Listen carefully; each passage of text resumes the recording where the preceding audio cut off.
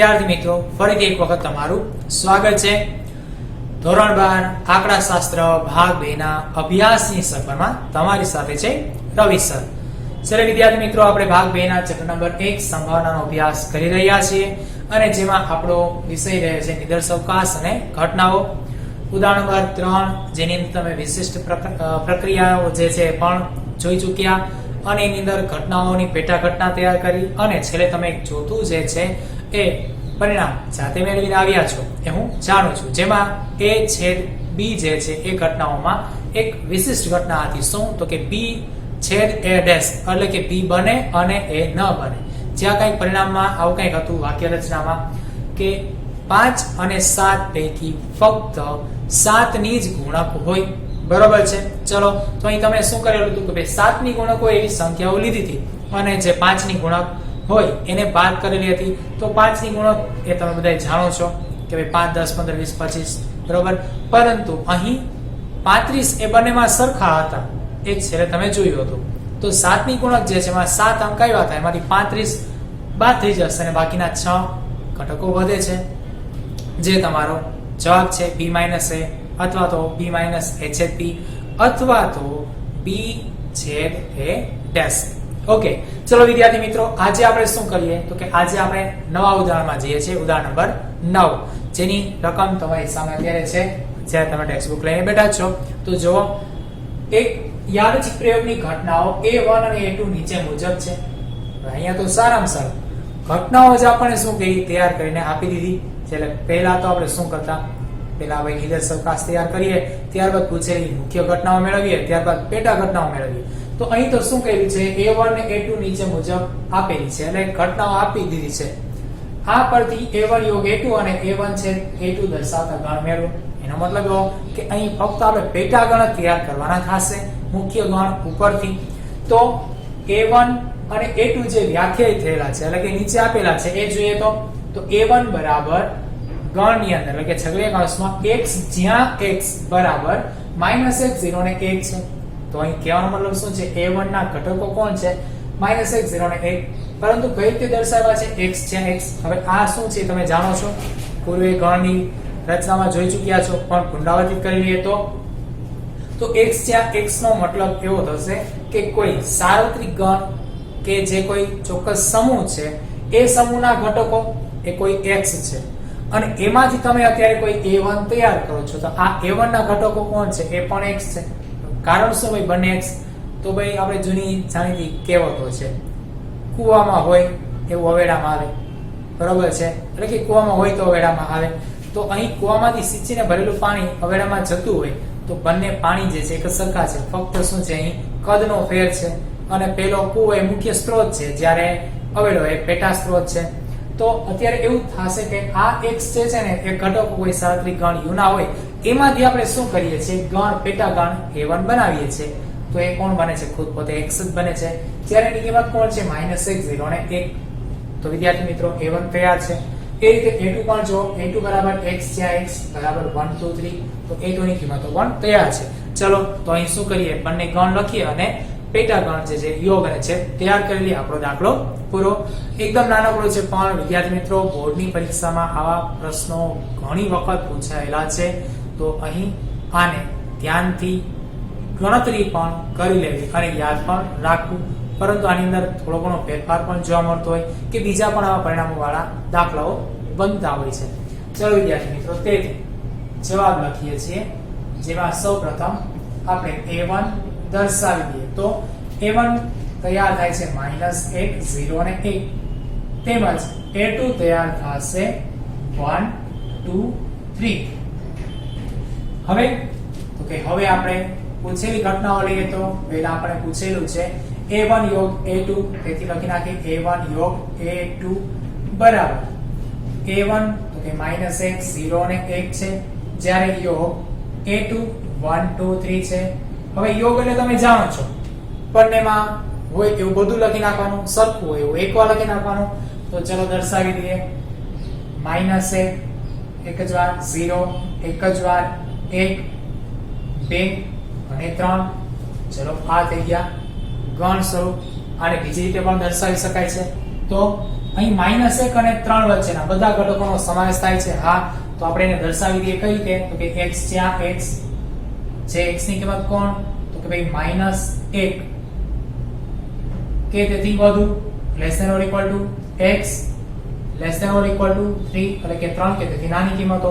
જે બધાનો સમાવેશ થાય છે. તો ગુણધર્મ સિવાય હજી આપણે અંતરાલ સ્વરૂપ દર્શાવીએ છીએ ત્યારે તો કે અંતરાલ સ્વરૂપથી પણ લખી નાખીએ તો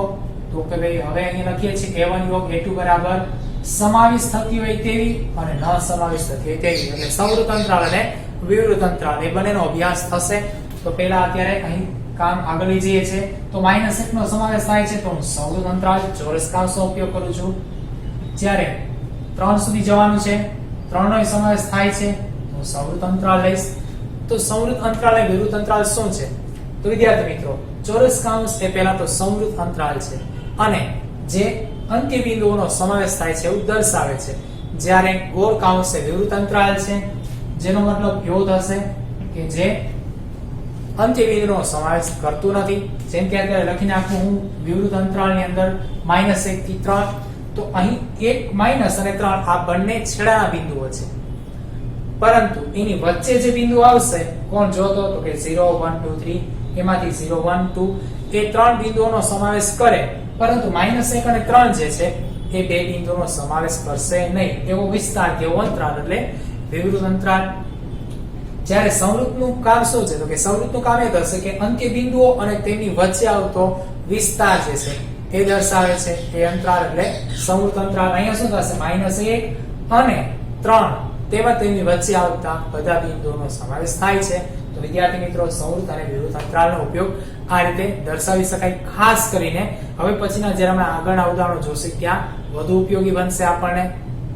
છેદ લઈ લઈએ તો અહીં નંબર 2 પૂછેલી છે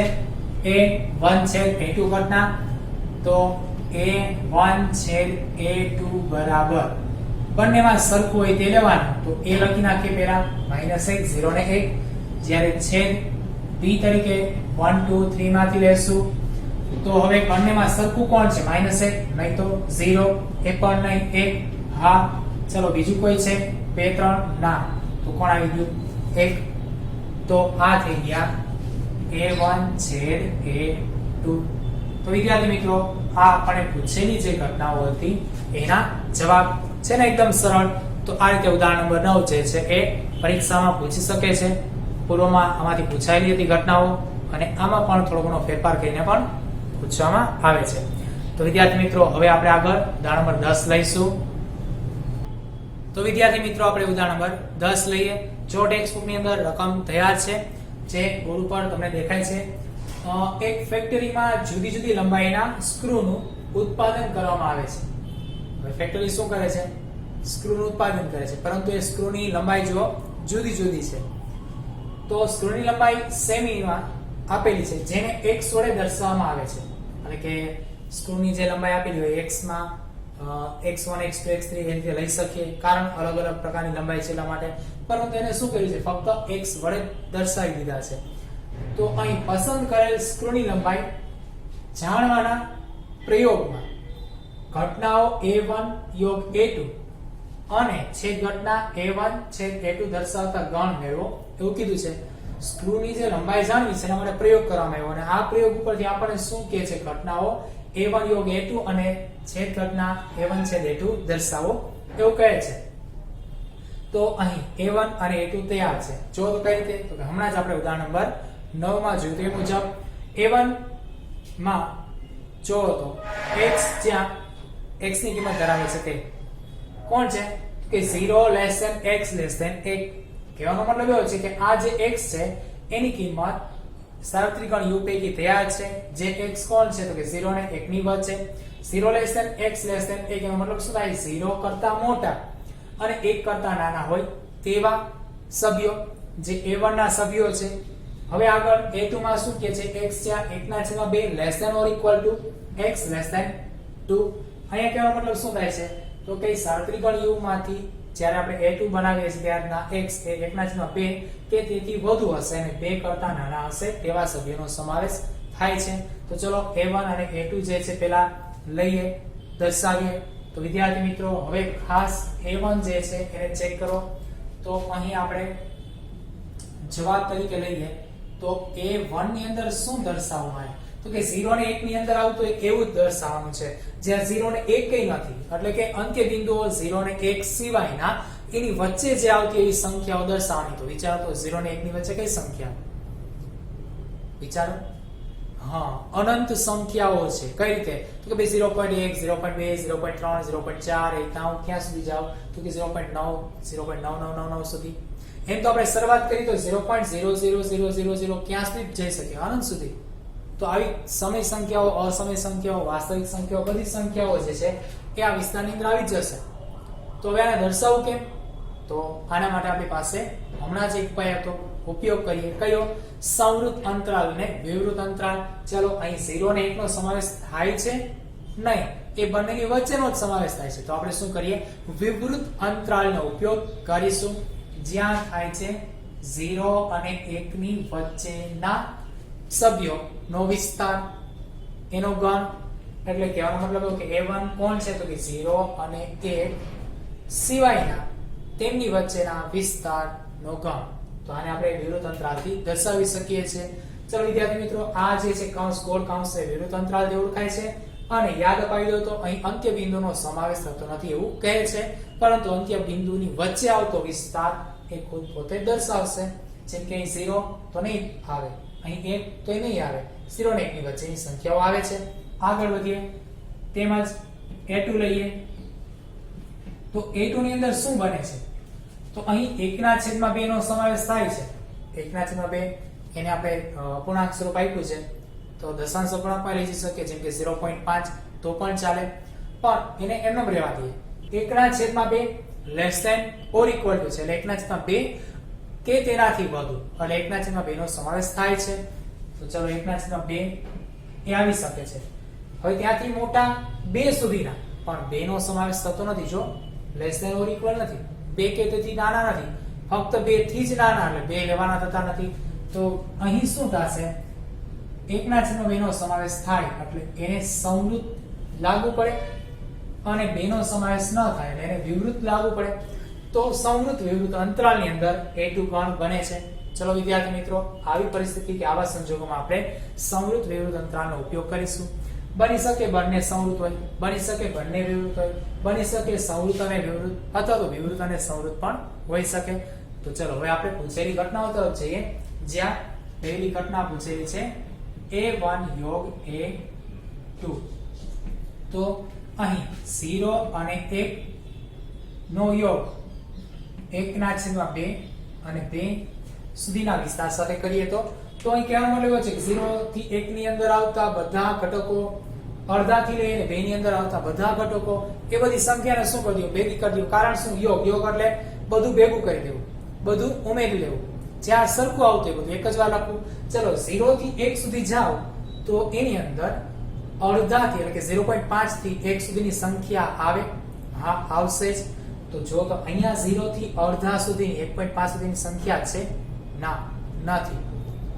તો અહીંયા શું છે તો કે અડધાથી લઈને 1 સુધીની સંખ્યા છે જ્યાંમાં છે હા તો એનો સમાવેશ થશે કદાચ ન હોત તો પણ થાત કારણ શું યોગ છે હવે આગળ અડધાથી લઈ અને 1 સુધી પણ 1 થી લઈને 2 સુધીની સંખ્યાઓમાં છે હા પણ 2 નથી જ્યારે આમાં 1 થી લઈને 2 સુધીની સંખ્યા છે જ નહીં તો પણ અહીં સમાવેશ થાય કારણ શું યોગ યોગ એટલે બધું લઈ લેવું શું તો કે 0 થી 2 સુધીની બધી જ સંખ્યાઓનો સમાવેશ પણ 0 આમાં છે નથી આમાં છે જો એમાંય નથી 2 આમાં છે આમાં તો નથી આમાં છે એમાંય નથી તો 0 ને 2 એ બે અંત્ય બિંદુઓ એક પણ ગણમાં નથી A1 માં નથી ને A2 માં નથી તો એને દર્શાવીશું નહીં એને લેવાના થશે ના એ બંને વચ્ચેના વિસ્તારના સભ્યો લેવાના છે તો તેથી આપણે લખી નાખીએ A1 યોગ A2 બરાબર 0 અને 2 ની વચ્ચેનો વિસ્તારના સભ્યો પરંતુ 0 અને 2 ની એટલે વિવૃત અંતરાલ આ રીતે પણ દર્શાવી શકીએ બીજી રીત કઈ છે તો કે બીજી ગુણધર્મ તરીકે જઈએ તો x જ્યાં 0 less than x less than 2 આ રીતે દર્શાવી શકાય ચલો નંબર 2 પર જઈએ તો કોણ છે A1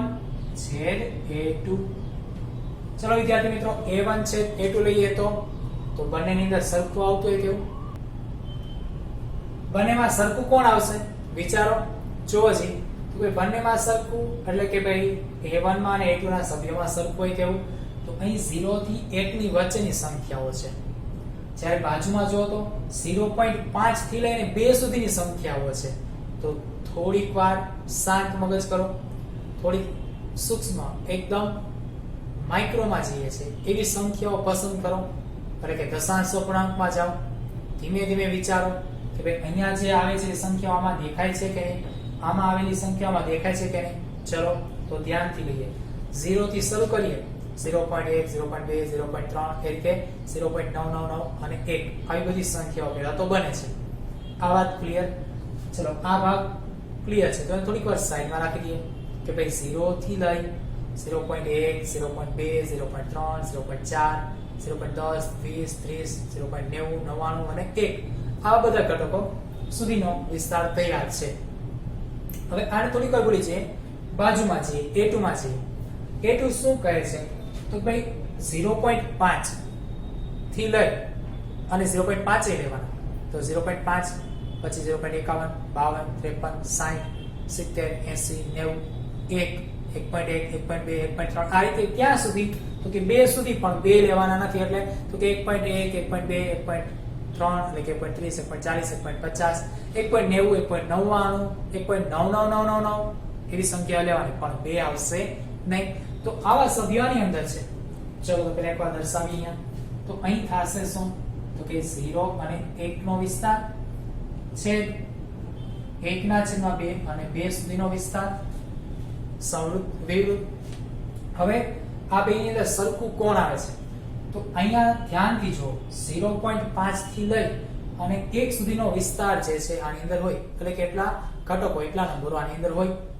એ તો ચોખ્ખું દેખાય છે 0 થી 1 ની અંદર તો કોણ આવે તો કે 0.5 થી લઈ અને 1 સુધીની સંખ્યાઓ આવશે 0.5 0.51 0.52 5.5 એટલે 0.50 જ થશે ઓકે ચલો 0.50 0.51 0.52 આ રીતે આગળ વધતા જાવ તો કે 0.9 99 999 અનંત સુધી જતા હશે આ રીતે તો ત્યાં એક નથી પણ 0.5 થી લઈ અને 0.99999 સુધીની સંખ્યાઓ છે એવી સંખ્યાઓ અહીંયા છે જો તો 1 ના છેદમાં 2 એટલે 0.5 થાય હા 0.5 છે 0.5 એટલે 0.50 થશે 0.51 52 60 70 90 95 96 98 99 99 હા આની અંદર પણ છે પછી આગળ છે હા 1 છે આની અંદર 1 થી ઉપર છે પણ પાછા આવો આની અંદર 1 છે ના તો 1 થી ઉપર જવાની જરૂર નથી તો સરખું કોણ તો કે 0.5 થી લઈ 1 સુધીની સંખ્યા પણ 1 નો સમાવેશ થતો નથી તો 0.5 નો હા બે માં છે આની અંદર છે આની અંદર છે તો એનો સમાવેશ થશે પરંતુ 1 નો સમાવેશ થશે નહીં તો પહેલા હું દર્શાવી દઉં અહીં શું દર્શાવી દઉં તો કે ભાઈ 0.5 એટલે 1 ના 2 નો સમાવેશ બે માં થાય છે આની અંદર 0.5 છે આની અંદર 0.5 છે એટલે 0.5 થી આપણે શરૂઆત કરી શકીએ છીએ પણ 0.5 જે છે બરાબર એનાથી ઓછી સંખ્યા આમાં છે હા જોઈ 0 સુધીની પણ આમાં નથી તો નહીં લેવાની શું કામ એને ભાઈ કોણ છે જો છે છેદમાં સરખું એ જ લેવાનું બરોબર છે તો સરખું કોણ છે તો કે 0.5 થી 1 સુધી 0.5 થી 1 સુધી જે બેયમાં છે ઓકે તો હવે 1 ના છેદમાં 2 એટલે કે 0.5 એ બિંદુ આની અંદર છે આની અંદર છે અને સમાવેશ થાય છે તો સંવૃત હવે 1 સુધી જાઓ તો 1 આની અંદર છે ના 1 આની અંદર નથી 1 સુધી જ કીધું છે 1 નથી લેવાના હવે આની અંદર જાઓ 1 છે હા સાહેબ આવે ને 0.5 થી લઈને 2 લ્યો તો એની અંદર 1 તો આવે હા આવશે તો શું અહીંયા લેવાના વિચારો નહીં લેવાના શું કામ એને તો ભાઈ અહીંયા 1 છે પણ સાથે આ ગણની અંદર 1 હોવો જરૂરી છે બેયમાં સરખો સભ્ય હોય તો જ લેવાશે અહીંયા 1 નથી એટલા માટે આપણે અહીં 1 લઈ શકવાના નથી તો 1 સુધી જ લેવાનો છે તો 1 ને શું કરીએ વિવૃત અંતરાલ આપી દે એટલે અડધા થી 1 સુધીના વિસ્તારની અંદર આવતી સંખ્યાઓ જેમાંથી અડધાનો સમાવેશ થાય અને 1 નો ન થાય એટલા માટે શું થશે તો કે a1 છે a2 બરાબર સંવૃત વિવૃત અંતરાલ અને બીજી રીતે લખો હોય તો જેમ કે ગુણધર્મમાં ગયા હતા રીતે ચલો લખી નાખીએ શું થઈ શકે તો કે x જ્યાં 1 ના છેદમાં 2 less than or equal to x less than 1 simple આ રીતે લખી શકો. ચલો તો આ આપણે ઉદાહરણ નંબર 10 જે છે એની અંદર આવી કોઈ સંખ્યા જે છે એની અટપટી ગણતરીઓ જે છે આપણે તારવી લીધી. ખરેખર અટપટી ત્યાં સુધી લાગે છે જ્યાં સુધી આપણે એની નિરાતે સમજતા નથી કે જે સંખ્યા છે સંખ્યાને જોતા નથી ત્યાં સુધી. જો એ મગજમાં એકવાર દેખાઈ ગઈ તો આપણને સહેલું લાગશે. અને એ સરળતા માટે આપણને કોણ આધાર આપે છે તો કે સંવૃત અને વિવૃત અંતરાલો અને એના કાંસો. એના ઉપયોગો ખાસ યાદ રાખી લેશો વિદ્યાર્થી મિત્રો. આવી પ્રક્રિયાઓ 1 માર્ક 2 માર્કમાં પૂછાતી હોય છે અને આમાં થોડો ઘણો ફેરફાર સહિત તમને સ્વાધ્યાયમાં દાખલા આપેલા છે તો પ્રેક્ટિસ થઈ જશે. તો વિદ્યાર્થી મિત્રો આવા સ્વાધ્યાયના દાખલાઓ જાતે ગણશો અને આવા બીજા દાખલાઓ જ્યારે પ્રેક્ટિસ ના મળે તો એની પ્રેક્ટિસ કરો છો. ચલો નવા ઉદાહરણો સાથે મળીએ ત્યાં સુધી આવજો.